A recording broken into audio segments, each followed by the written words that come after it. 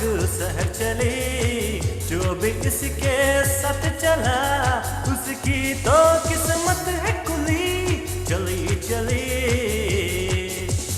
RCM, oh RCM, RCM, RCM.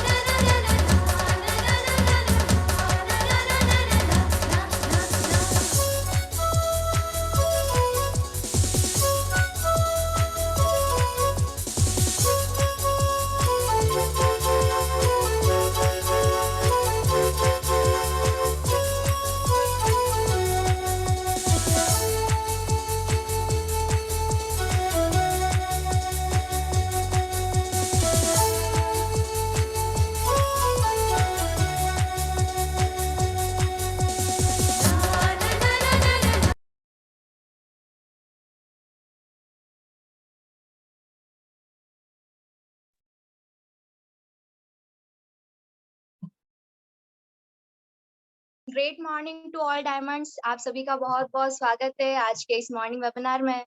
और जैसा कि मैं देख पा रही हूँ कि कई सारे साथी हमारे बीच में एग्जैक्ट टाइम से कुछ देर पहले ज्वाइन हो चुके हैं, तो इससे आप सभी का एक्साइटमेंट हम सभी के सामने नजर आ रहा है। और सबसे पहले मेरा परिचय दे देती हूँ। नाम हेमलता मेघवाल, झीलों की नगरी उदयपुर से। और आप सभी का बहुत बहुत स्वागत करती हूँ मैम। और कुछ समय से मैं भी इस सिस्टम की स्टूडेंट हूँ और आप सभी की तरह आप सभी के साथ इस सिस्टम को सीख रही हूँ। और जिनके द्वारा इस सिस्टम में मेरा जन्म हुआ, मेरे लाइफ के भी गुरु हैं, सिस्टम के भी गुरु हैं मेरे फादर मिस्टर उदयलाल जी सर। उनके द्वारा इस सिस्टम को सीख रही हूँ। और इनके साथ साथ जितने भी सीनियर्स हैं उन सभी का मुझे समय समय पर साथ मिलता रहता है। हमारे ग्रेट गुरुदेव आदरणीय के पालीवाल जी सर, जेके पालीवाल जी सर, अर्जुन जी सर, अरुण जी सर और हम सभी की great upline mister SP sir, आप सभी का मुझे समय समय पर मार्गदर्शन मिलता रहता है, जिनके सानिध्य में मैं सीख रही हूँ। और आज का जो हमारा सेशन रहने वाला है बहुत ही शानदार रहने वाला है, क्योंकि आज हमारे बीच में जो गेस्ट हैं मैम आ भी चुके हैं। तो मैं एक बार चाहूंगी कि सभी साथी जहाँ पर भी है मैम के लिए एक बार डिजिटल और फिजिकल तालियां हो जाए। और आज जो एक विशेष पहल हमारे गुरुदेव जेके पालीवाल सर के द्वारा की गई महिलाओं के लिए आज का जो विशेष प्रोग्राम है, और ओवरऑल जो है प्रोग्राम आज फुल फैमिली के लिए है। तो मैं आप सभी से गुजारिश करना चाहूंगी कि अपने अपने परिवार को साथ में लेके बैठें। और अब लगभग समय हो चुका है, तो मैं सभी साथियों से ये कहना चाहूंगी, जितने भी सीनियर साथी हमारे बीच में हैं अपनी अपनी टीम को इन्फॉर्म कर दें कि यस प्रोग्राम शुरू हो चुका है। और पार्टिसिपेंट्स में मैं कुछ साथी ऐसे देख पा रही हूँ जिनकी ऑडियो अभी तक कनेक्ट नहीं हुई है। तो आप सभी से मेरा निवेदन है कि एक बार चेक करें कि अगर वे आपके पार्टिसिपेंट्स है तो एक बार उनको कॉल करके ऑडियो कनेक्ट करना सिखाएं, वरना आज का उनका उस प्रोग्राम में आना और नहीं आना दोनों बराबर रहने वाला है। तो आज हम जिस ग्रेट महिला लीडर से मिलने वाले हैं मिसेस सपना मैम, बहुत ही शानदार ग्रेट लेडी लीडर है हमारे बीच में। और मैं सबसे पहले शुक्रिया करना चाहूंगी हमारे जो सिस्टम के प्रणेता है मिस्टर टीसी जी छाबड़ा। उनकी जो सोच है कि ये जो सिस्टम है हमारा वो महिला सशक्तिकरण के साथ साथ पुरुष सशक्तिकरण का सिस्टम है। तो हम सभी बहुत ज्यादा शुक्रगुजार हैं उनके। और आप सभी को मैं बताना चाहूंगी कि एक ऐसा आंकड़ा सामने आया है जिसमें ये जो इंडस्ट्री है, जैसा हम सभी जानते हैं कि बहुत बड़े लेवल पे ग्रो कर रही है। और डेली लगभग 200 से ज्यादा महिलाएं सिस्टम में आती है। यस, महिलाएं जो है लगभग 200 से ज्यादा डेली इस सिस्टम में आती है, डायरेक्ट सेलिंग इंडस्ट्री में आती है। तो इससे हम देख सकते हैं कि आज के समय में जो महिलाओं की कंडीशन है उसको हम समझ सकते हैं कि आज के समय में जो पहले वाली कंडीशन थी वो नहीं रही। पुरुष प्रधान समाज पहले हुआ करता था, अब धीरे धीरे उसमें बदलाव आ रहा है, धीरे धीरे महिलाएं आगे आ रही है। तो सभी साथियों से मेरा ये निवेदन कि अपने अपने परिवार को साथ में लेके बैठे, और अगर कोई साथी अगर छूट गए हैं तो उनको इनवाइट कर लें।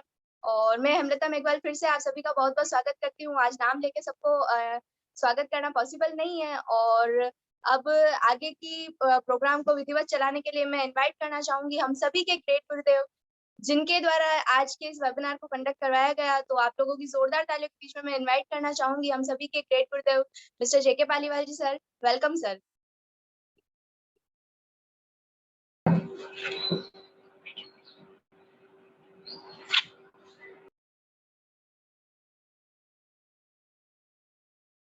सभी को जय आश्रम, गुड मॉर्निंग और सभी को स्वागत वेलकम करती हूँ। आज सपना भावना की मीटिंग है तो वो शानदार है और वो बहुत अच्छे बोलते हैं, मीटिंग ले लेते हैं और उनको मीटिंग सुनने के बाद आप लोगों को परिवर्तन होगा। तो आप लेडीज, जितनी लेडीज हो और भाई और बहनों जितनी हो, जितना सब फोन कॉल्स करके सब जने बैठे, कुछ आप सीखोगे, कुछ लेोगे उनसे। तो ये निवेदन है कि आप लोग सभी इस मीटिंग में बैठे और ध्यान से सुने। Thank you.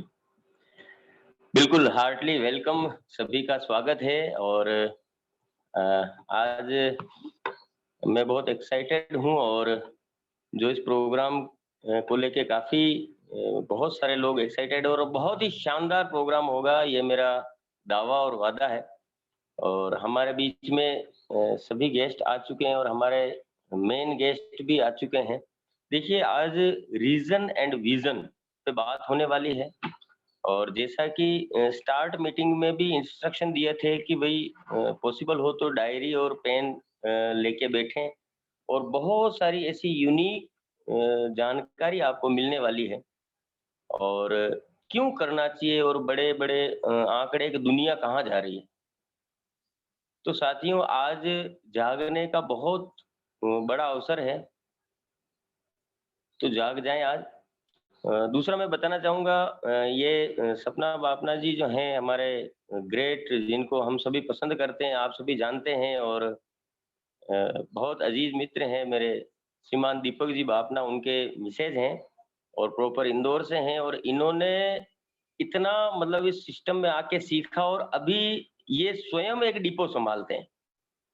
मैं अपनी बात को रिपीट करना चाहूँगा, जो हमारे बीच में गेस्ट हैं मिसेस सपना बापना, ये स्वयं एक डिपो संभालते हैं, डिपो संभालने के बाद घर संभालते हैं, घर संभालने के बाद मीटिंग सेमिनार संभालते हैं, उसके बाद में ये अपने बिजनेस को भी संभालते हैं।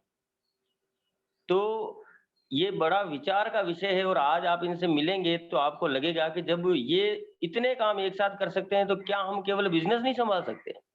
ये 3 से 4 काम एक साथ संभालते हैं और इनको जब देखता हूँ दीपक जी को और सपना जी को, तो मैं बहुत मतलब एनर्जी मिलती है, इंस्पायर होता हूँ मैं कि यार इतना मतलब बॉम्बे में रहते हुए, जबकि बॉम्बे की दशा आप जानते हैं, कोरोना में अभी बॉम्बे में ब्लास्ट हुआ, पिछले साल भी ब्लास्ट हुआ था। लेकिन इन्होंने क्या किया कि आपदा को अवसर में बदल दिया।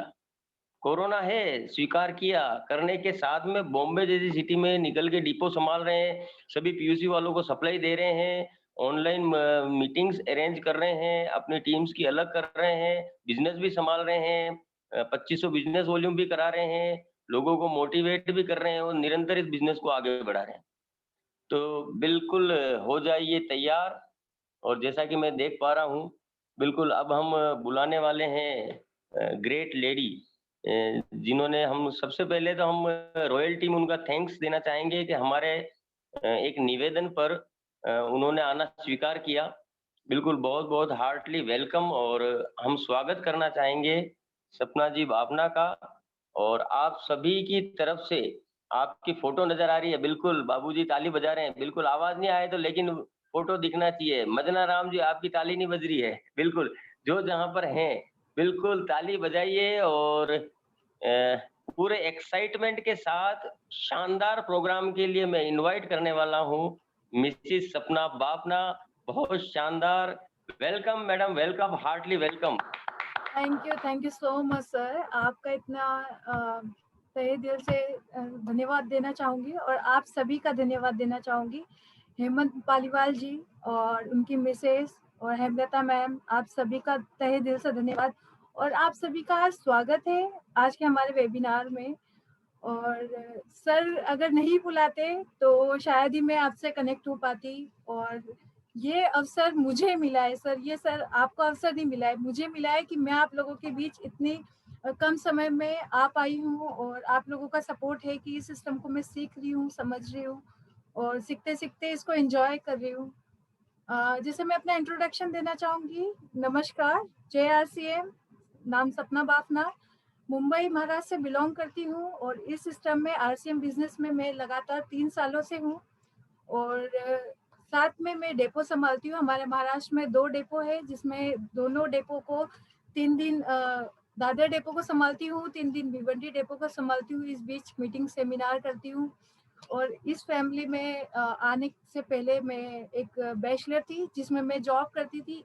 शादी के बाद ये मुझे एक बिजनेस मिला है, जिस बिजनेस को मैं करते हुए एंजॉय कर रही हूँ अपनी लाइफ को। और जब मैं इस बिजनेस में आई तो ऑब्वियस सी बात है, एक बहू की जिम्मेदारी सबसे बड़ी होती है और सबसे बड़ी बहू मैं ही बनी थी इस घर में।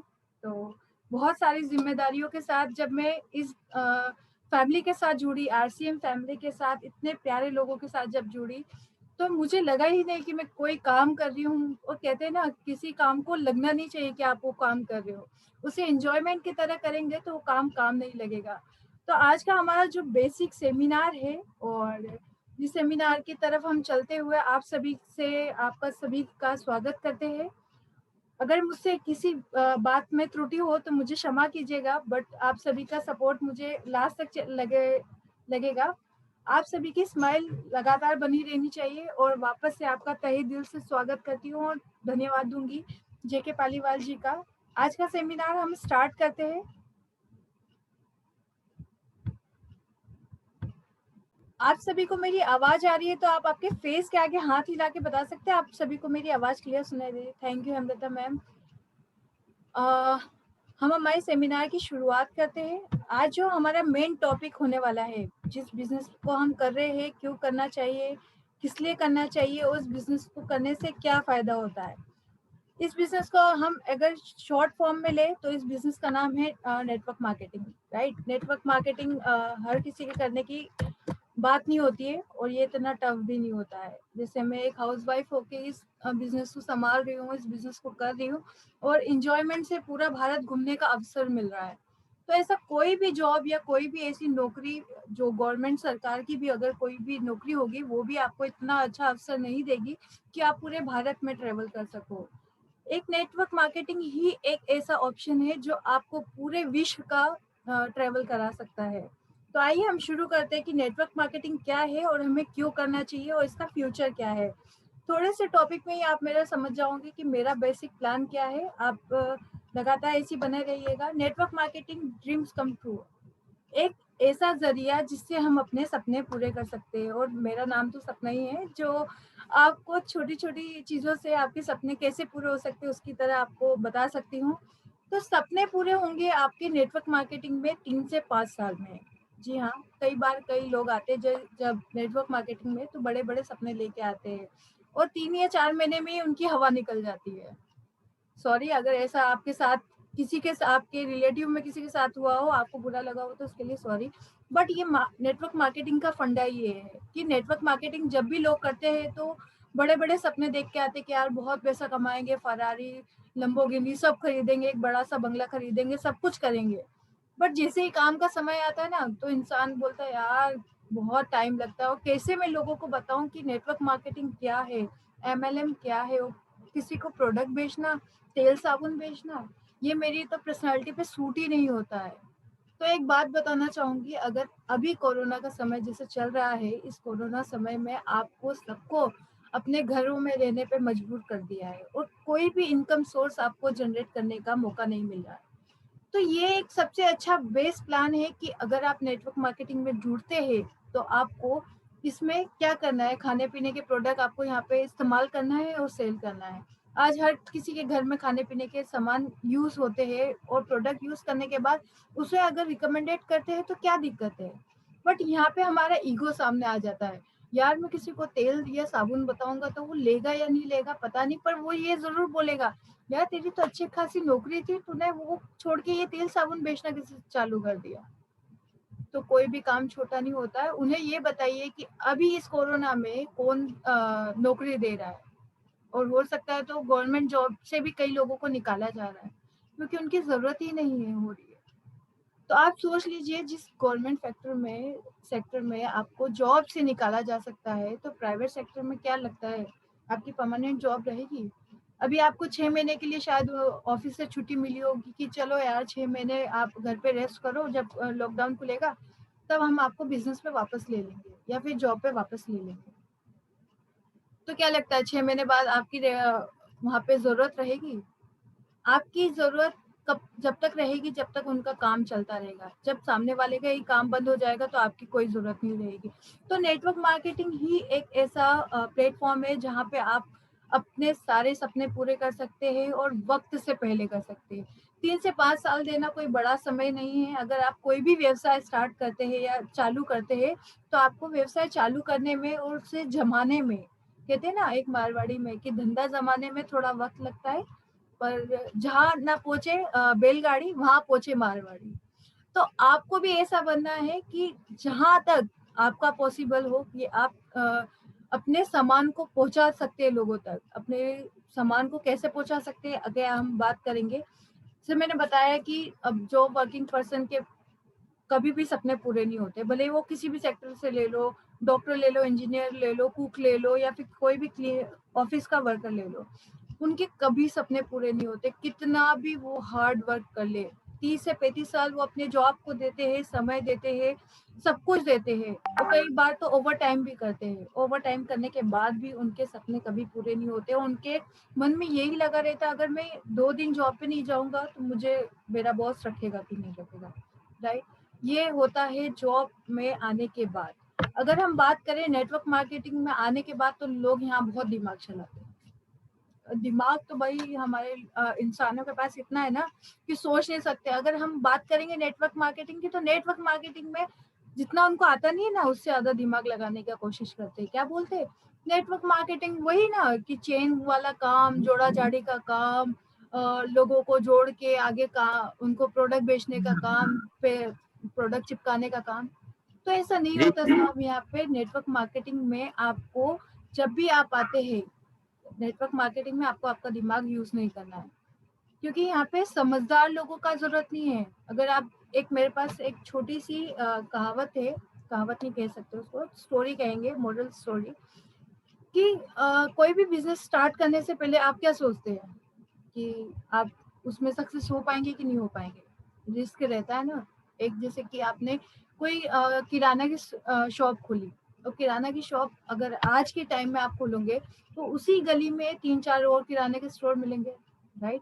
तो क्या लगता है, आप जब नई किराने की स्टोर खोलेंगे तो आप जो पहले से खुले हैं, क्या वो खुश होंगे? ऑब्वियसली बात है, उनको अजीब लगेगा और गुस्सा आएगा कि यार हमारी शॉप होते हुए तुमने अपना किराने का शॉप क्यों खोल लिया। तो पुराना किराने की शॉप वाला क्या करेगा, अपना माल क्रेडिट में देगा, उधार पे देगा, सस्ता करके बेचेगा, और हो सकेगा तो लोगों से 3-3, 4-4 महीने बाद पैसे लेगा। और नया अगर किराना स्टोर खोलता है जो, तो वो इतना रिस्क ले पाएगा क्या? क्रेडिट पे सामान दे पाएगा? क्योंकि वो जब वो अपनी लागत लगाता है तो वो यही चाहता है कि मुझे उससे पैसा आए, मुझे उससे आए इनकम आएगी तो ही मैं अपना बिजनेस आगे बढ़ा पाऊंगा। तो पुराने जो किराना स्टोर वाले रहते हैं वो कंपटीशन देते हैं आपको। तो यहाँ पे आपको सबसे सिंपल सा रास्ता है, अगर आपको किराना स्टोर या फिर कोई ऐसा व्यवसाय नहीं करना है जिसमें रिस्क हो, तो सबसे अच्छी चीज है कि आप नेटवर्क मार्केटिंग करें। नेटवर्क मार्केटिंग में भी बहुत सारे ऑप्शन रहते हैं कि आपको बहुत सारे फ्रॉड कंपनी मिलेगी, बहुत सारे ऐसे लोग मिलेंगे जो आपको फ्रॉड का काम करवाएंगे या फिर गलत काम करवाएंगे। इसके बारे में हम आगे बात करेंगे। नेटवर्क मार्केटिंग जब हम करना स्टार्ट करते हैं तो हमें कैसे लोगों से राय लेनी चाहिए, ये भी एक अच्छा फंडा है कि हम जब भी कोई भी व्यवसाय चालू करते हैं ना, तो हम ऐसे लोगों से पूछते हैं जिनको उसके बारे में कोई नॉलेज नहीं होती है। तो एक एग्जांपल ये भी है कि अगर हम किसी को कहते हैं कि यार नेटवर्क मार्केटिंग में काम कर लो, तो क्या कहता है, घर पे पूछ के बताऊंगा, या अपने किसी भी फ्रेंड सर्कल से पूछ के इसके बारे में आगे आपको जवाब दूंगा। तो क्या लगता है, आपका फ्रेंड सर्कल जो भी है नेटवर्क मार्केटिंग में पहले काम कर चुका होगा भी, तो क्या लगता है अगर आप नेटवर्क मार्केटिंग में आएंगे और सक्सेस होने का चांसेस रहेगा तो वो आपको सक्सेस होने देगा? वो कहते हैं ना, अपना वाला अपने से कुछ ज्यादा जलस करता है। अपना वाला अपने को खुशी, अपने आप को सामने वाले को खुश नहीं देख सकता है। तो जब भी आप जाएंगे ना अपने फ्रेंड सर्कल से पूछने के लिए, यार मैं नेटवर्क मार्केटिंग में जुड़ जाऊं क्या, कैसा है ये वो, अगर उसको अच्छी जानकारी होगी तो वो जरूर बोलेगा आपको कि नेटवर्क मार्केटिंग में जुड़े। अगर उसके खुद को ही नॉलेज नहीं है कि नेटवर्क मार्केटिंग क्या है, कितना बड़ा सेक्टर है, कितना इसमें बड़ा प्लेटफॉर्म है जो आपके कितने जल्दी सपने पूरा कर सकता है, अगर उसे पता ही नहीं है तो वो क्या बोलेगा, नहीं यार ये तो फालतू का है, जोड़ा जाड़ी का बिजनेस है, तेरा पैसा लगवा लेगा और तुझे इसमें नुकसान हो जाएगा। तो यहाँ पे अगर हम फैमिली की भी बात करें ना, तो फैमिली के पास जाके हम पूछ के आते कि यार हम फैमिली में कैसे जाएंगे और कैसे पूछ के आएंगे। तो फैमिली वालों को भी क्या नॉलेज रहती है, फैमिली वालों को भी क्या नॉलेज रहती है कि हम कैसे बिजनेस करें या कौन सा बिजनेस करें। फैमिली वालों को भी वही बिजनेस का बारे में पता रहता है जो वो करे रहते हैं। आवाज थोड़ा स्लो जा रहा है, आवाज तुम्हारा आवाज जो है ना स्लो जा रहा है, माइक को थोड़ा सा पास करो। अगर हम बात करें नेटवर्क मार्केटिंग की, तो यहाँ पे अगर हम नेटवर्क मार्केटिंग की अगर बात करें हम, तो यहाँ पे अगर डॉक्टर एपीजे अब्दुल कलाम है, जिन्हें कौन नहीं जानता, इन्होंने कहा है कि नेटवर्क मार्केटिंग यंग लोगों के लिए, जी हाँ, यंग लोगों के लिए, जो भी काम स्टार्ट करते हैं यंग लोग और लड़कियां लोग या फिर वुमेन्स लोग, उनके लिए ये सबसे बेस्ट प्लेटफॉर्म है जब वो नेटवर्क मार्केटिंग काम करे, क्योंकि ये बिजनेस 21st सेंचुरी का है। आज अगर आप 1947 की अगर सोच लेके चलेंगे ना, तो इस बिजनेस को कभी नहीं कर पाएंगे। और इस बिजनेस को करने के लिए आपको 21वीं सदी की सद्बुद्धि रखनी होगी। सिंपल सा वर्ड है, अगर आपने इसमें काम करने के लिए अपना माइंड लगाया और सोचा कि यार ये तो पुराना ही बिजनेस जैसा है, तो वो चीज चेंज हो चुकी है। नेटवर्क मार्केटिंग में बहुत सारे बदलाव आ चुके हैं। ये अब 21st सेंचुरी का एक बिजनेस बन चुका है। अगर हम बात करें फिक्की और केपीएमजी की, तो हमारे पास एक रिपोर्ट है 2017 की, जिसमें बताया गया था कि नेटवर्क मार्केटिंग बिजनेस में क्या ग्रोथ आने वाला है। तो फिक्की और केपीएमजी की प्रोजेक्शन रिपोर्ट है हमारे सामने। तो वो कहती है कि डायरेक्ट सेलिंग इंडिया में 64,500 करोड़ का बिजनेस लेके आएगा और 2025 में ये एस्टिमेट है मेरे पास कि इसमें कम से कम 1.8 करोड़ लोग इसमें डायरेक्ट सेलिंग में जुड़ेंगे।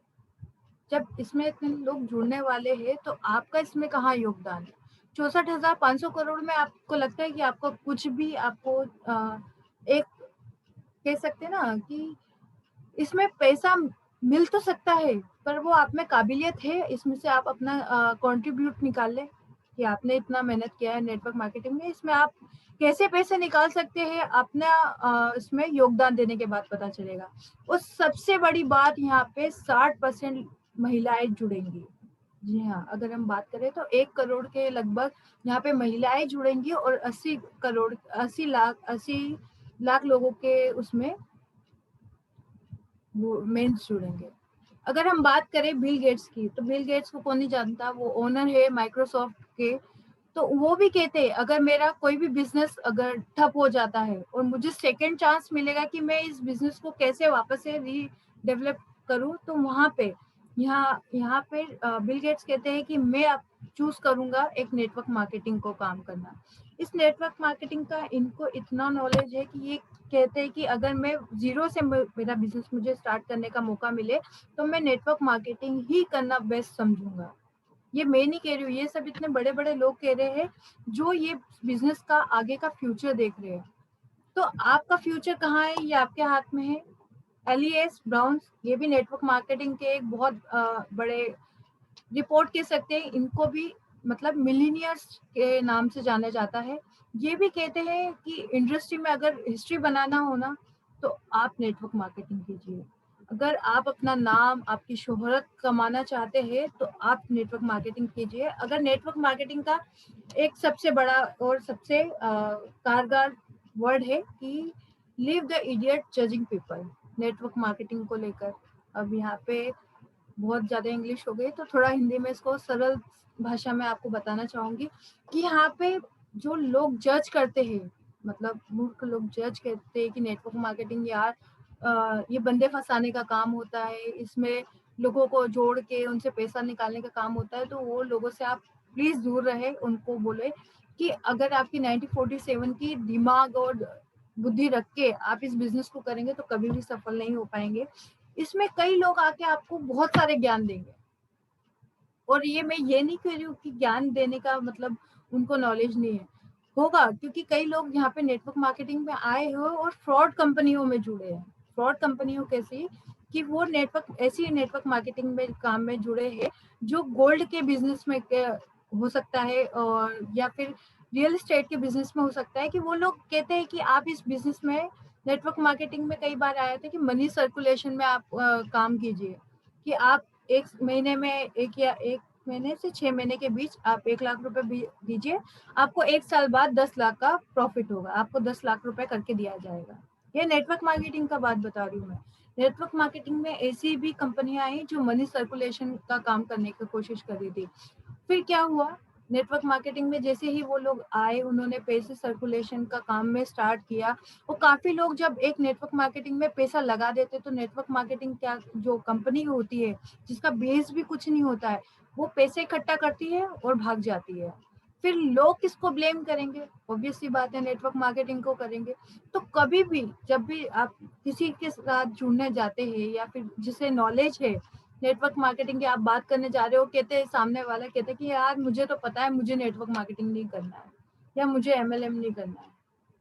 तो वहां पे आप लोगों को समझाए कि आपने किस कंपनी में जुड़े, कहाँ से जुड़े, क्या हुआ था आपके साथ, उनका बैकग्राउंड जानना जरूरी है। जब तक आप सामने वाले की दुखती नस पे हाथ नहीं रखेंगे ना, तब तक उनका पता नहीं चलेगा कि वो कहाँ मात खाए हुए हैं। तो आपको अपनी वर्ल्ड बेस्ड कंपनी के बारे में उनको बताना है। उनको बताते वक्त ये भरोसा दिलाना है कि हमारी कंपनी 20 सालों से चलते आ रही है और इसका बेस काफी लंबे समय तक और काफी अच्छा आगे आपको रिजल्ट देगा। जैसे हम बताएंगे कि 2021 का हमारे आरसीएम का सबसे बेस्ट रिकॉर्ड रहा है इस साल का, जिसमें लॉकडाउन लगा है, इतना सब कुछ चल रहा है, और सिर्फ हमारी आरसीएम ही कंपनी एक ऐसी लोती कंपनी है जिसने मार्च में करोड़ों का टर्नओवर किया है, और इस लॉकडाउन में। तो आप इसको हल्के में मत लीजिए। आरसीएम क्या है, और आरसीएम के बारे में आप काफी अच्छे से जानते हैं। मैं एक छोटी सी डिटेल देना चाहूंगी। आरसीएम हमारी राइट कॉन्सेप्ट मार्केट इसका नाम है, और इसका हिंदी प्लेटफॉर्म है कि ये खरीदारी करने का एक सही तरीका, जो भीलवाड़ा राजस्थान से बिलोंग करती है, और ये कंपनी 20 सालों से इस मार्केट में है। और इसका जो आरसीएम में इसका बेस 1988 का रहा है। इन्होंने कपड़े मार्केट से अपना बिजनेस स्टार्ट किया। फिर जो हमारे ओनर ऑफ त्रिलोकचंद जी छाबड़ा, एक बार उनके लिए तहे दिल से तालियां चाहूंगी, जो हमें इतना अच्छा बिजनेस लाके दिया है, और जिन्होंने मार्केट पे स्टडी किया है कि ये मार्केट क्या काम कर सकती है और क्या हमें आगे फ्यूचर दे सकती है। उन्होंने जब 2000 सन में स्टार्ट किया नेटवर्क मार्केटिंग, तो काफी सारे बीच में चैलेंजेस आए। 2016 में जब हमारे पास गाइडलाइन आई कि हम नेटवर्क मार्केटिंग कर सकते हैं और गवर्नमेंट का हमारे पास सपोर्ट है, तब इसको हम पूरे विश्व में कहीं भी फैला सकते हैं। बस शर्त है कि आप कैसे कर सकते हैं नेटवर्क मार्केटिंग। अगर हम बात करेंगे एक सिंपल से एग्जांपल की, तो नोकिया का मोबाइल कौन नहीं जानता। अगर आपकी 1947 की सोच है तो आप समझ लीजिए आप नोकिया है। नोकिया आज का नहीं, 1947 का जब मोबाइल नहीं आया था, तो कह सकते कि 1900 के समथिंग का आप नोकिया हो। मैं आपको ब्लेम नहीं कर रही हूँ, मैं आपको सिर्फ एक एग्जांपल दे रही हूँ। अगर आप 1947 की सोच के साथ चल रहे हैं, तो आपका दिमाग भी पुराना ही रहेगा। अगर आपने अपने आप को रीडेवलपमेंट नहीं करा, अपने आप की सोच को नहीं बदला, तो कहीं ना कहीं आप वेनिश हो जाएंगे। तो सबसे बेस्ट एग्जांपल है नोकिया का। इसने भी अपने आप को डेवलप नहीं करना सही समझा यार। उसने भी सोचा कि कर लेंगे, आज नहीं तो कल, नहीं तो परसों, नहीं तो। पर जब मार्केट में नई कंपनियां आई, नए ब्रांड्स आए, नई चीजें आई, तो एंड्रॉइड जब नोकिया अपने आप को नहीं करना चाहता था, तब दूसरी कंपनियों ने अपना यहाँ पे धाक जमा ली, अपना ब्रांड बना लिया, और नोकिया कहीं ना कहीं पीछे हो गया। ऐसे ही कई एग्जांपल है। ब्लैक एंड येलो टैक्सी सब जानते हैं, महाराष्ट्र की फेमस चीज है। यहाँ पे सड़कों पे जितनी कार नहीं मिलेगी, वहाँ यहाँ पे टैक्सी मिलेगी। बट ब्लैक और येलो टैक्सी ने जब अपने आप में डेवलपमेंट नहीं किया, अपने आप को नहीं बदला, तो क्या हुआ, वो भी वेनिश हो गई। इसकी जगह क्या आया, ओला उबर। उसने अपने आप को डेवलप किया और ऐसे स्मार्ट वर्जन में लेके आए कि अब ब्लैक और येलो टैक्सी को महाराष्ट्र में अब कोई भी नहीं पूछता है। HMT वॉच, मैं 90% कह सकती हूँ कि हाँ, HMT वॉच को कोई भी नहीं जानता होगा। HMT वॉच एक टाइम में इतनी फेमस होती थी कि इसको खरीदने के लिए लोग अपनी पूरी सैलरी, महीने की 2-2 3-3 महीने की सैलरी खत्म कर देते थे। ये एक फेमस ब्रांड था अपने टाइम में। अगर इसने भी अपने आप को डेवलप नहीं किया तो ये भी आज वैनिश है। अगर हम बात करें नोकिया मोबाइल की, तो नोकिया मोबाइल ने जब अपने आप को, बहुत बड़ा एग्जांपल दे दूं कि नोकिया मोबाइल ने जब समझा कि मुझे डेवलप होना पड़ेगा और डेवलप होके अपने आप को आगे बढ़ाना पड़ेगा, तब आप देख रहे होंगे कि नोकिया के कई सारे न्यू मॉडल्स आ गए, राइट। न्यू मॉडल्स आने के बाद आज नोकिया की मतलब भले ही मार्केट में कम सेल हो पर सबसे हाई ब्रांड पे कहलाता है। तो ये सबसे बेस्ट एग्जांपल है अपने आप को बदलने का। कोई भी मौका ना छोड़े, कोई भी सही वक्त नहीं होता है, जब आप शुरू करेंगे तब आपका सही वक्त होगा। तो आज ही अपनी सोच बदले नेटवर्क मार्केटिंग को लेकर, हर चीज को लेकर, कि आप जिस नेटवर्क मार्केटिंग में आ रहे हैं, RCM में जब आ रहे हैं, तो ये आपको कितने आगे तक पहुंचा सकता है और आपको कई सारे चेंजेस दिखा सकता है। एग्जाम्पल के रूप में मैं ही बता देती हूँ। मैं गर्ल्स कॉलेज से पढ़ी थी। कॉलेज के बाद मैंने एग्जाम्पल के रूप में छोटा मोटा जॉब करा। जॉब करने के बाद शादी के लिए जब प्रस्ताव आने लगे तो मैंने कहा ठीक है करेंगे। बट जब शादी के बाद इस फील्ड में आई, जब RCM में आई, तब मैंने यहाँ लोगों का रहन सहन देखा। फिर याद आया यार, जिस फील्ड में जॉब करी थी, 4x4 के क्यूब में बैठ के मैं जब अपना काम करा करती थी, वहां पे लोग मुझे जानते तक नहीं थे। वहां पे लोगों को मेरा नाम तक नहीं पता था। जब मैं इस फील्ड में आई, नेटवर्क मार्केटिंग में आई, तो लोगों के बीच मुझे सम्मान मिला, नाम मिला, फेम मिला। भले ही वो किसी और के थ्रू मिला हो। वो मेरे हस्बैंड है दीपक बाफना जी, जिनका मैं तहे दिल से धन्यवाद देती हूँ, जिन्होंने मुझे इस बिजनेस में लेके आए। तो जब मैं इस नेटवर्क मार्केटिंग में आई, हमारे RCM में आई, तो मुझे इतना लोगों से प्यार मिला, सम्मान मिला, और लोगों के साथ साथ मुझे इस फील्ड में फेम भी मिला। मुझे थोड़ा अपने आप में डेवलप करना पड़ा, खुद को डेवलप करना पड़ा। काफी सारे मैंने खुद को चेंज किए। काफी सारे बोलने में पहले मैं बहुत डरती थी, मैं लोगों के सामने नहीं आती थी। बट अपने आप को चेंज करना पड़ेगा, ये मैंने सोच लिया था। और जब सोचा तब सवेरा। तो आप भी आज ही सोचे कि आपको चेंज होना पड़ेगा, कुछ नए टेक्निक के साथ आना पड़ेगा।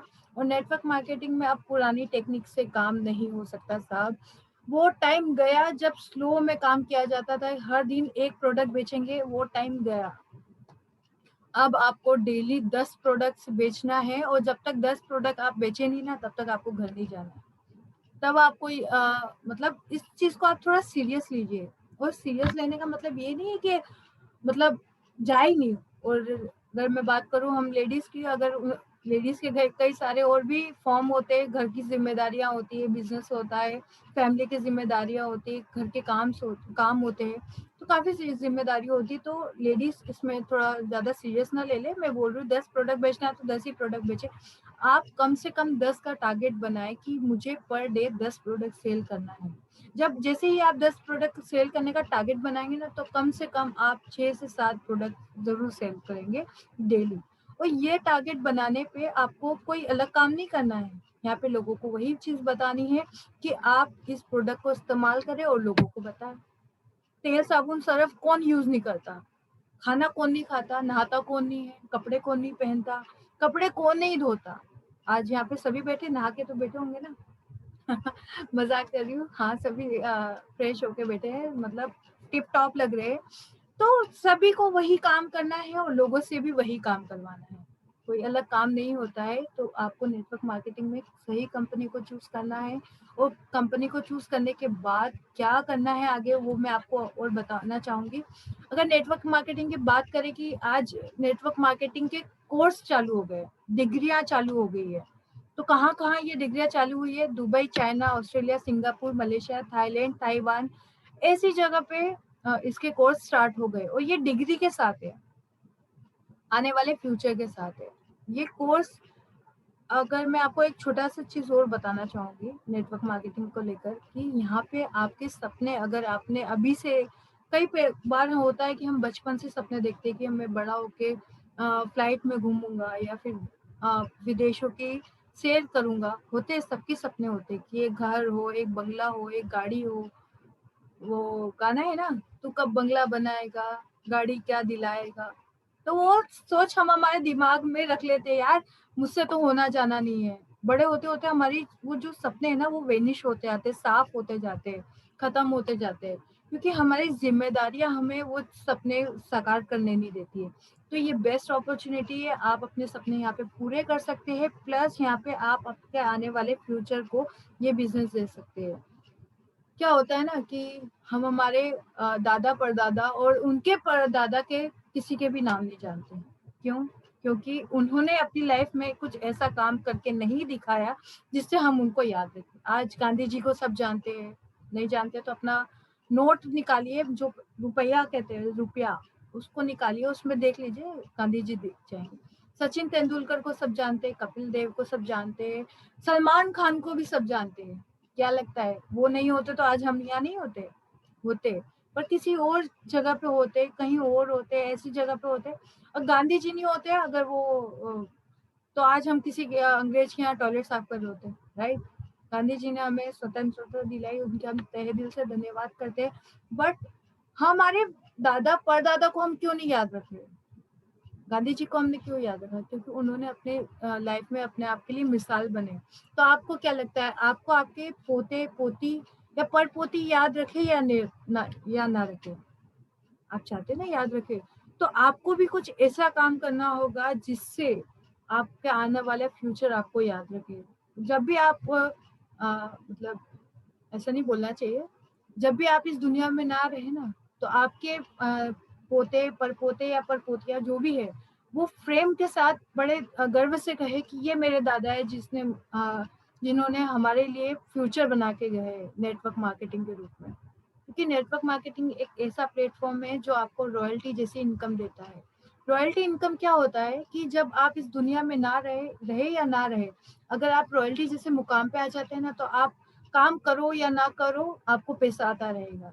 इसका एग्जाम्पल है कि एक सिंगर है, एक राइटर है, जो अपने टाइम में बुक लिखते हैं और आने वाले समय में उनको पैसा मिलता है।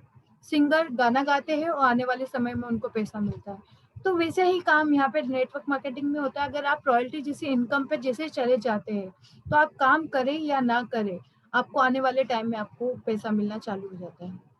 तो आपको ये तय करना है कि आप वो काम कब से चालू कर रहे हो, कब इसको स्टार्ट करके लोगों तक बता रहे हो। अगर हम डिग्री कोर्स की बात करें तो अब ये इंडिया में भी अवेलेबल हो चुका है।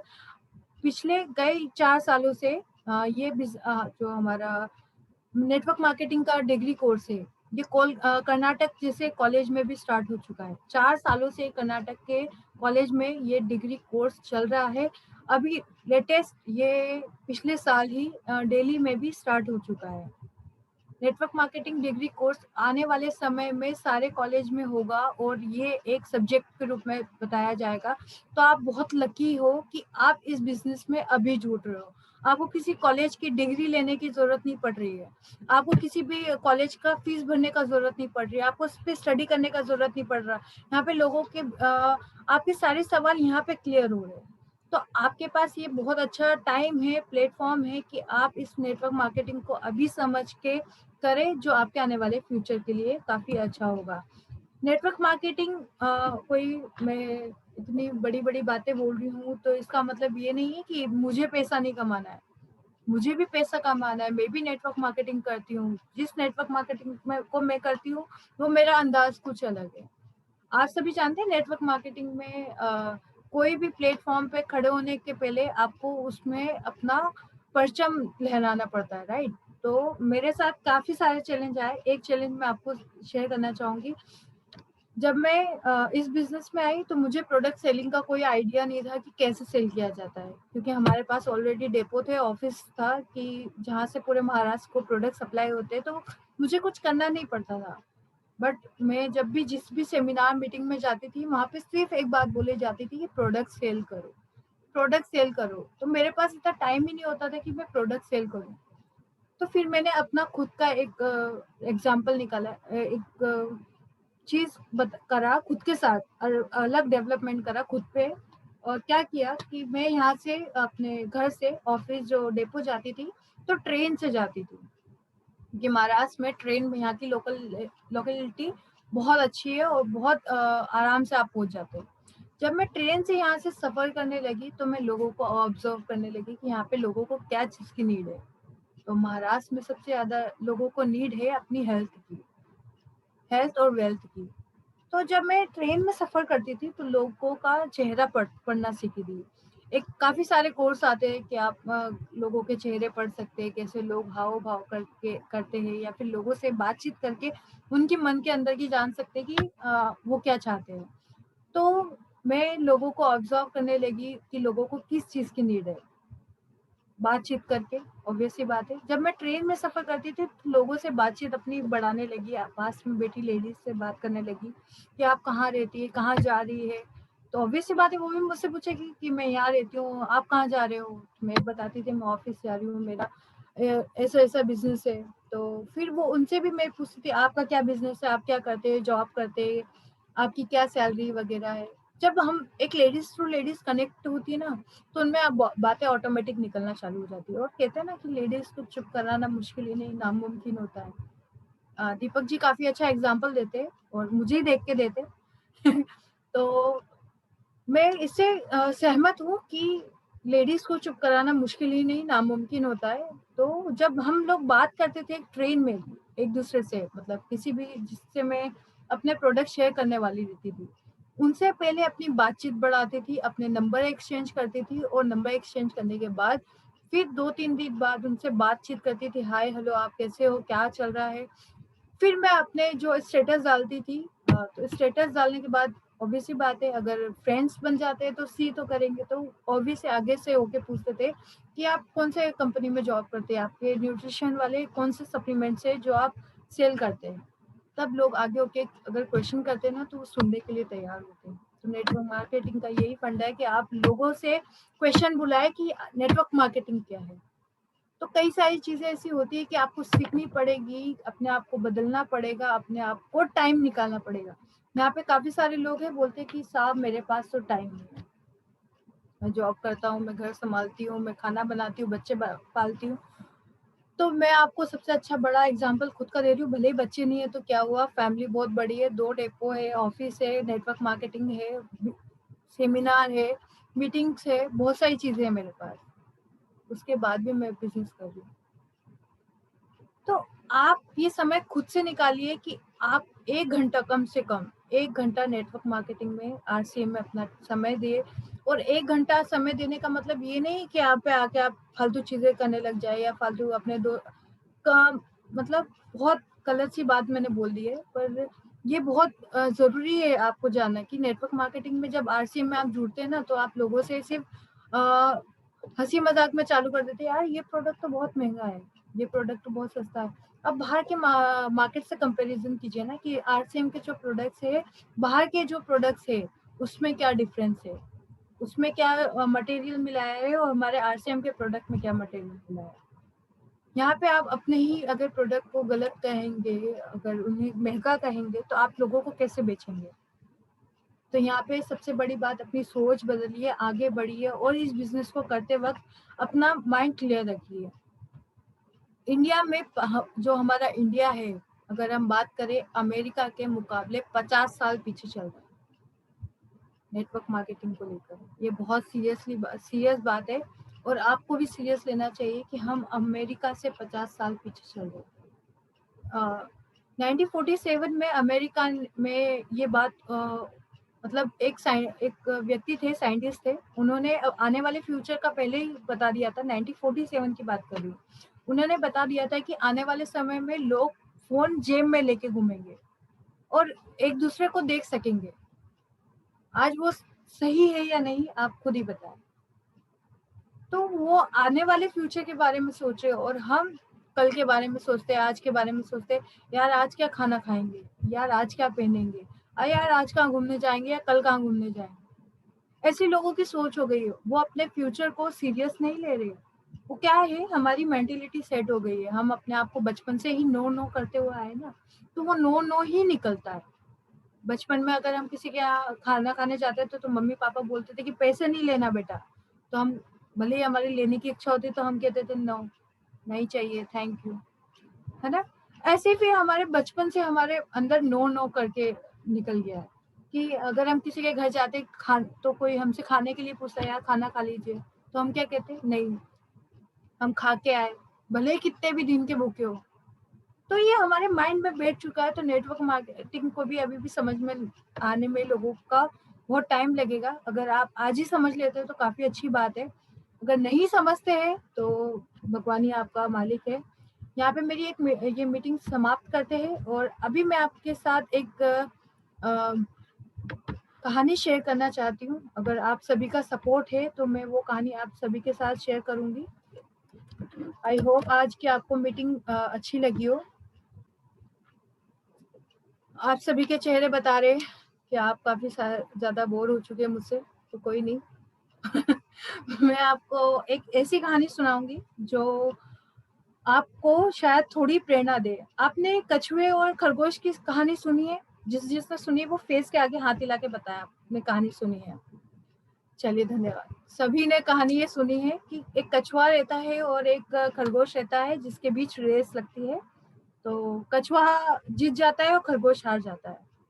तो इस कहानी के अगर हम डीप में जाए, मतलब अंदर तक जाए, तो इस कहानी का क्या अर्थ निकलता है, हमें क्या प्रेरणा मिलती है कि धीरे धीरे काम करो तो एक दिन सफलता जरूर मिल जाएगी, राइट? यही है ना इसका अर्थ। बट ये कहानी जिसने भी लिखी है ना, मेरा तो मन करता है उसको तेल डाल के जला दूं कि अगर हम धीरे धीरे काम करेंगे तो कब सक्सेस होंगे। और ये 21st सेंचुरी है कि फास्ट एंड फ्यूरियस की तरह आपको काम करना है। अगर आपने अपने आप को फास्ट और ग्रोथ में नहीं लेके आए तो आप कहीं ना कहीं पीछे रह जाएंगे, और 50 साल पीछे रहना मुझे तो मंजूर नहीं है। एक छोटी सी एग्जांपल के रूप में आपको दिखाना चाहूंगी, बताना चाहूंगी कि हम बहुत सारी चीजें नेगेटिविटी में लेते हैं। क्या कि यार नेटवर्क मार्केटिंग चलेगा कि नहीं चलेगा, बंद हो गया तो अरे बंद हो गया तो आपका क्या जाता है? खाने पीने के प्रोडक्ट्स ही खरीद रहे हो ना आप। बंद भी हो जाता है तो आप तो खाने पीने के प्रोडक्ट्स खरीद रहे हो, आपका क्या जाता है? अगर आपने स्टॉक करके रखा भी है तो वो थोड़ी ना खराब होने वाला है, आज नहीं तो कल यूज आ जाएगा। तो यहाँ पे लोग अपना दिमाग लगाते हैं और दिमाग लगा के काफी बड़ी बड़ी बातें करते हैं कि बाबा मैंने तो 2 महीने 3 महीने का आरसीएम का प्रोडक्ट्स खरीद लिया है, बस ये बंद नहीं होना चाहिए। हम यहाँ पे बहुत सारी ऐसी चीजें लोगों के बीच लेके आते हैं ना कि लोगों के बहुत सारे क्वेश्चन होते हैं कि हम आरसीएम में क्यों जुड़े, इससे क्या मिलेगा, हमें क्या इसमें प्रॉफिट होगा। तो अगर आप प्रॉफिट देख के इसमें आरसीएम में जुड़ रहे हैं तो सबसे सही चीज सोच के जुड़ रहे हैं। आर्थिक आजादी, 100% शुद्ध प्रोडक्ट, 30 दिन की मनी बैक गारंटी। और यहाँ पे सबसे अच्छी बात है कि यहाँ पे बिजनेस आप लोगों को दे रहे हैं। यहाँ पे लोगों की नौकरी ही जा रही है, आप यहाँ बिजनेस देने का काम कर रहे हैं।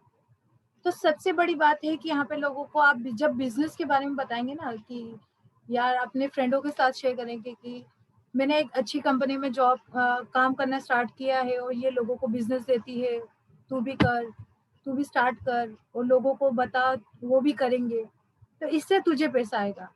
और कोई मस्तीखोर होते हैं ना दोस्त, तो बोलते हैं यार पहले तू सक्सेस हो जा, यार पहले तू करोड़पति बन जा फिर हमारी बात करना।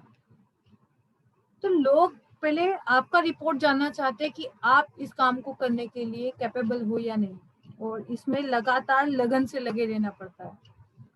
होता है ना कई बार हम अपनी सोच को पीछे रख लेते हैं, यार अपन से तो नहीं होगा, 3 महीने 4 महीने अच्छे से काम किया, अब अपन से तो नहीं होगा, थक गए, बहुत दौड़ना पड़ता है, लोगों को बताना पड़ता है कि हमारे साबुन में वेजिटेबल ऑयल है, ये हमारे हेल्थ के लिए अच्छा है। तो ये लोगों को बताने में क्या दिक्कत है? अरे लोग नमक खा रहे हैं टाटा का, वो क्या बताता है? देश का नंबर 1 नमक टाटा नमक। तो आपको टाटा नमक क्यों खाते हैं? क्योंकि वो देश का नंबर 1 नमक है। उसके अंदर क्या है वो आप जानने की कोशिश नहीं करते कि हम नमक क्यों खाते हैं।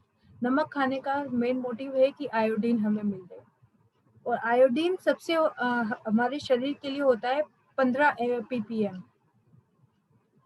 पीपीए हमारे 15 पीपीए हमारे हेल्थ के लिए जरूर होता है। और अगर हम टाटा नमक की बात करें तो टाटा में ही 15 ppm आता है।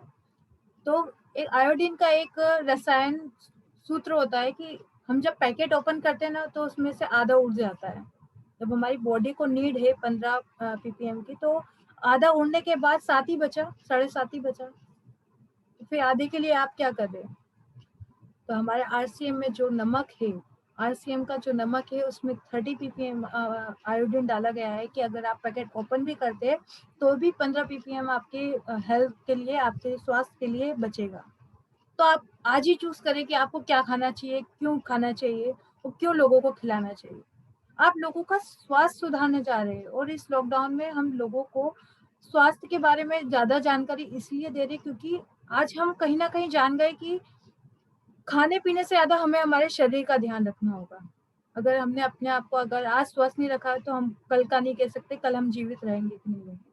मैं तो भगवान से गुजारिश करती हूँ कि हम सभी को स्वस्थ रखे और अच्छा रखे, और हमारा आरसीएम यही काम करता है कि हमें स्वस्थ रखता है, अच्छा रखता है। एक कहानी मैं आप सभी के बीच, मेरी फेवरेट कहानी है जो मैं आप सभी के लिए लेके आई हूँ। थोड़ा आप सभी ने सुनी होगी बट फिर भी मैं आपको एक कहानी सुनाना चाहती हूँ, क्योंकि हम लोगों को ईगो आ जाता है कि यार हम करें या नहीं करें, और अगर बिजनेस में जुड़ भी जाते हैं ना तो अपलाइन की सुने या ना सुने। तो वो कहानी आपने मेरे यूट्यूब चैनल पे सुनी होगी, सपना बाफना यूट्यूब चैनल पे मेरी, बट फिर भी ये कहानी मैं आप सभी के बीच एक बार फिर से शेयर करना चाहती हूँ। तो बात होती है अर्जुन और हनुमान जी के बीच। अर्जुन एक बार पूजा कर रहे रहते हैं कृष्ण जी की, तो वो जाते हैं बाग में फूल लेने के लिए। उसी बाग में हनुमान जी सोए रहते हैं, विश्राम करते हैं। तो जब वो सोते हैं तो अर्जुन जी आते हैं, वो फूल तोड़ना चालू करते हैं, और जैसे ही फूल तोड़ना चालू करते हैं हरकत होती है तो हनुमान जी की नींद खुल जाती है। तो उठते ही वो क्रोध में बोलते हैं हनुमान जी कि कौन हो तुम? तो बोलते मैं अर्जुन। तो बोलते क्या कर रहे हो? तो बोलते मैं फूल तोड़ रहा हूँ पूजा के लिए। तो हनुमान जी कहते हैं कि मैं यहाँ पे लेटा हूँ, आप एक बार पूछ तो सकते हैं ना कि मैं फूल तोड़ सकता हूँ या नहीं तोड़ सकता हूँ। तो अर्जुन जी कहते हैं कि फूल तोड़ने में क्या पूछना। तो हनुमान जी बड़े आश्चर्यचकित हो जाते हैं कि ऐसा कैसे इंसान है कि मतलब कोई सामने बैठा है फिर भी उससे कोई पूछ नहीं रहा है और फिर भी फूल तोड़े जा रहा है। तो उन्हें बोला अच्छा किस भगवान के लिए आप फूल तोड़ रहे हो? तो अर्जुन बोलते हैं कि कृष्ण भगवान जी के लिए तोड़ रहा हूँ। तो हनुमान जी मुस्कुराते हैं और फिर बोलते हैं अच्छा अच्छा तोड़ लो। तो अर्जुन जी बड़े अचंभित होते हैं कि यार आप क्यों मुस्कुरा रहे हैं? तो हनुमान जी कहते हैं अरे जिसका भगवान ही चोर हो तो उसके लिए चोरी के फूल तो चलेंगे। तो अर्जुन जी बड़े क्रोध में आ जाते हैं कि यार आपने हमारे भगवान को चोर कैसे बोला। तो ये सुन के हनुमान जी बोलते हैं और नहीं तो क्या, जिसने माखन चुराया, गोपियों के कपड़े चुराया, तो उसके लिए आप फूल चुरा रहे हो तो ये कोई बड़ी बात नहीं है। तो बोलते हैं हाँ हाँ, अर्जुन जी बोलते हैं हाँ हाँ मेरे भगवान तो चोर है, तो आपके भगवान क्या है? जब माता सीता हरण हुई थी तो उन्होंने क्या किया था, वानरों से ब्रिज बनवाया था, पुल बनवाया था। तो अर्जुन जी ये सब बोलते हुए क्रोधित हो रहे थे। वो चाहते तो, राम जी चाहते तो वो तीर तीर से नहीं बना सकते थे, बाण से नहीं बना सकते थे। तो हनुमान जी कहते हैं कि आपको पता है लाखों वानर लोगों ने मिलकर वो ब्रिज बनाया था। तो बोलते हैं हाँ तो क्या हुआ? अर्जुन जी बोलते हैं हाँ तो क्या हुआ, अगर ब्रिज बनाया था तो कोई बड़ी बात नहीं है, मैं तो एक तीर से बड़ा सा लंबा सा ब्रिज बना सकता हूँ और मजबूत ब्रिज बना सकता हूँ। तो हनुमान जी कहते हैं कि आप इतने अहंकार के साथ कैसे कह सकते हैं? तो बोलते कि एक काम करते, शर्त लगा लेते अर्जुन जी। अर्जुन जी की ये बात सुन के हनुमान जी भी कहते चलो ठीक है, आपका अहंकार ही सही, कुछ तो तोड़ना पड़ेगा। तो वो मन ही मन ये बात कहते हैं, हनुमान जी कहते हैं चलिए ठीक है, मुझे आपकी शर्त मंजूर है।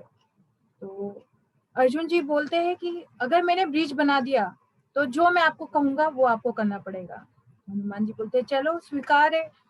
तो हनुमान जी कहते हैं अगर आप हार गए तो आप क्या करेंगे? तो अर्जुन जी बोलते हैं मैं क्षत्रिय हूँ, क्या कर सकता हूँ, ज्यादा से ज्यादा अपने आप का हत्या कर लूंगा या अपने आप को स्वाहा कर दूंगा अग्नि में, और बताओ। तो हनुमान जी कहते चलो ठीक है, अगर आपका अहंकार ही तोड़ना है तो यही सही। तो अर्जुन जी अपना बाण उठाते हैं और आकाश में तीर चलाते हैं। तो हनुमान जी भी कहते हैं चलिए आपने तीर चला दिया, आप तैयार तो हम भी तैयार।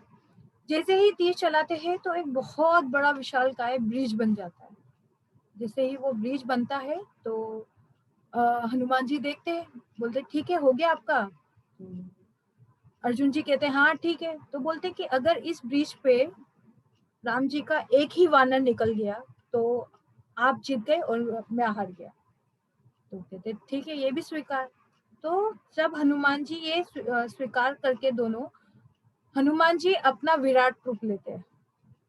तो अर्जुन जी सिर्फ उन्हें ऊपर ही निहारते रह जाते हैं। जब हनुमान जी विराट रूप लेते हैं तो हनुमान जी कहते हैं अर्जुन जी की तरफ देख के कि तैयार। अर्जुन जी के पास कोई ऑप्शन ही नहीं रह जाता क्योंकि राम जी के तो एक लौते वही वानर थे। तो कहते ठीक है तैयार।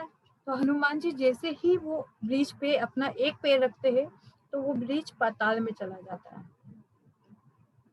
तो हनुमान जी फिर छोटे हो अपनी साइज में आते हैं और अर्जुन जी की तरफ देखते हैं, बोलते अब बताओ क्या करना है। तो अर्जुन जी बोलते हैं कि आप तो जीत गए, आप तो विजय हो गए, मैं क्षत्रिय हूँ, अपनी बात से मुकरूंगा नहीं, अपने आप को स्वाहा कर दूंगा अग्नि में। तो हनुमान जी उनको समझाते हैं कि नहीं, मनुष्य का जो जीवन होता है वो करोड़ों लाखों योनियों में एक बार होता है, तो ऐसा मत करो। तो वो अर्जुन जी क्षत्रिय नहीं मानने वाले, बोलते मैं अपने वादे से मुकरूंगा नहीं, जो है वो करके रहूंगा। तो हनुमान जी बोलते हैं यार ये तो अच्छा पंगा हो गया। तो कृष्ण जी को मन ही मन याद करते हैं। वो कृष्ण जी एक भगवान एक ऋषि मुनि का अवतार लेके आते हैं। तो अर्जुन जी लकड़ियां इकट्ठी कर रहे होते हैं। तो वो ऋषि जो आते हैं पूछते हैं अर्जुन की तरफ देख के कि क्या कर रहे हो। तो अर्जुन बोलते हैं कि हमने एक प्रतियोगिता लगाई थी जिसमें हनुमान जी थे, मैं थे, और मैं इस प्रतियोगिता में हार गया हूँ, इसीलिए मैं अपने आप का दाह संस्कार कर रहा हूँ। तो ऋषि मुनि कहते कि नहीं ये तो सही है, अच्छा सही काम कर रहे हो। तो हनुमान जी मन ही मन सोचते यार ये मैंने किसको बुला लिया। मैं तो सोच रहा था यार कि उनको समझाएंगे कि ऐसे दाह संस्कार नहीं करना चाहिए, मनुष्य योनि एक बार मिलती है, ये मैंने क्या कर लिया, क्या पंगा ले लिया। तो ये बात मन की हनुमान जी के मन की बात कृष्ण जी जान जाते हैं, जो ऋषि का रूप लेके आते हैं। तो जैसे ही फिर बोलते हैं अर्जुन जी की तरफ देख के वो ऋषि मुनि कि अच्छा जब ये कंपटीशन जब आप लोगों के बीच में चल रहा था तो इसे देखने वाला कौन था, एम्पायर कौन था। तो अर्जुन जी बोले कोई भी नहीं, ये थे और मैं था। तो बोले तो ये तो गलत है, अगर जब तक कोई एम्पायर नहीं रहेगा बीच में तो वो फाइनल कैसे करेंगे कौन जीता है कौन हारा है आप दोनों के बीच। तो फिर कहते कि एक बार और प्रतियोगिता लगाओ, फिर मैं देखूंगा कि कौन जीता है कौन हारा है। अब अर्जुन जी तो पता था कि मैं तीर चलाऊंगा और मैं फिर से हार जाऊंगा, फिर भी वो ऋषि मुनि की बात मान के वो अपना बाण फिर उठाते आकाश में और हनुमान जी की तरफ कहते हैं तैयार। तो हनुमान जी कहते हैं हाँ हम भी तैयार। तो जैसे ही अर्जुन जी फिर बाण उठा के आकाश में चलाते हैं, फिर एक विशालकाय ब्रिज बन जाता है। तो हमारे हनुमान जी कहाँ कम थे, वो भी अपना वापस विशालकाय रूप ले लेते हैं। जैसे ही वो अपना विशालकाय रूप लेते हैं तो नीचे खड़े ऋषि जो कृष्ण जी का रूप थे, तो वो देखते हैं जब हनुमान जी अपना विशालकाय रूप ले लेते तो मन ही मन सोचते ये तो फिर गया, अर्जुन तो फिर गया, अब क्या किया जाए। तो जैसे ही वो बड़े होते हैं तो वो ऋषि मुनि उस ब्रिज के नीचे जाके खड़े हो जाते हैं। आपने कृष्ण जी की वो कहानी सुनी है, गोवर्धन पर्वत उठाया था अपनी चीटी उंगली पे, सभी ने सुनी होगी। अपने फेस के आगे हाथ हिला के बताइए आपने सभी वो कहानी सुनी है। जी हाँ।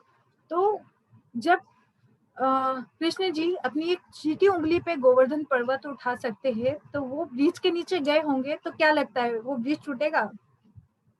नहीं।